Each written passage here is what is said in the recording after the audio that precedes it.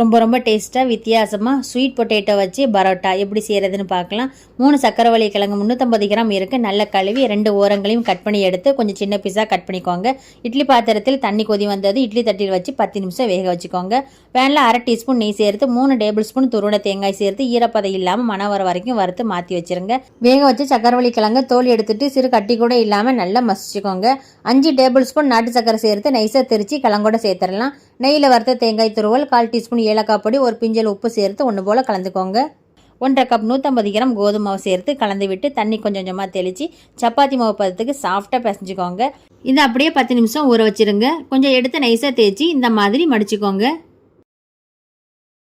திரும்பவும் தேய்ச்சி ஓரங்களை இதை மாதிரி கட் பண்ணிக்கோங்க. பேனில் கொஞ்சம் நெய் தடவிட்டு சேர்த்துக்கோங்க. மேலே நெய் தடவிட்டு 2 பக்கமும் வேக வச்சு எடுத்துக்கோங்க. நல்லா சாஃப்டாக ரொம்ப ரொம்ப டேஸ்ட்டாக சக்கரவள்ளி கிழங்குல ஸ்வீட் பரோட்டா ரெடி ஆயிடுச்சு. நீங்களும் செஞ்சு பாருங்கள். நன்றி.